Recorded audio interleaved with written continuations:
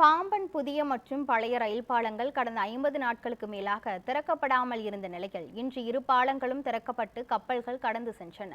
இதுகுறித்து நமது செய்தியாளர் ராஜ்குமார் வழங்கும் கூடுதல் தகவல்களை தற்போது கேட்கலாம். ராஜ்குமார், கடந்த 50 நாட்கள் கடந்து பாம்பன் பாலம் திறக்கப்பட்ட நிலையில் சுற்றுலா பயணிகள் என்ன கூறுகிறார்கள்? விவரங்கள் என்ன? வணக்கம் கிருஷ்ணவேணி. அதாவது பாம்பன் நிலப்பரப்பையும் பாம்பன் தீவையும் மண்டபம் நிலப்பரப்பையும் இணைப்பதில் இந்த பாம்பன் ரயில் பாலங்கள் முக்கிய பங்காற்றி வருகிறது.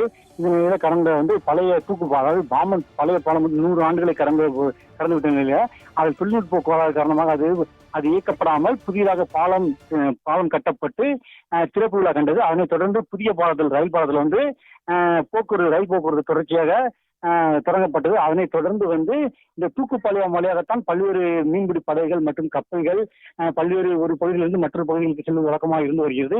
இந்த சூழ்நிலையில 2 கப்பல்கள் பாம்பன் பாலத்தை கடந்து செல்வதற்காக துறைமுக அதிகாரிகளின்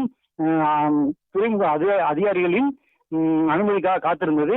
இந்த நிலையில துறைமுக அதிகாரிகளின் உத்தரவுக்கு பிறகு இன்று அதாவது குஜராத்திலிருந்து ஒடிசாவிற்கு ஒரு விதை கப்பலும் அதே போல மீன்பிடி படகான மண்டலிலிருந்து ஆந்திராவிற்கு என ஒன்று பாம்பன் தூக்கு பாலத்தை திறக்கப்பட்டு அந்த பகுதியாக கடந்து சென்றது. அதனைத் தொடர்ந்து வடக்கு பகுதியில் இருந்து தெற்கு பகுதிக்கு மீன்பிடி விசைப்படகுகள் ஏராளமான படகுகள் பழைய தூக்கு பாலத்தையும் புதிதாக திறக்கப்பட்ட தூக்கு பாலத்தின் வழியாக கடந்து சென்றது. இந்த தூக்கு பாலத்தின் வழியாக கப்பல்கள் மற்றும் மீன்பிடி படகுகள் செல்வதை அந்த பகுதியில் இருந்த சுற்றுலா பயணிகள், வெளிநாட்டு சுற்றுலா பயணிகள், உள்ளூர் சுற்றுலா பயணிகள், உள்ளூர் பொதுமக்கள் என அனைத்து தரப்பினரும் தற்போது அந்த கப்பல் செல்லும் அழகை கண்டு ரசித்தும் அதனை புகைப்படம் எடுத்தும் கண்டு மகிழ்ந்து வருகின்றனர். கிருஷ்ணவேணி,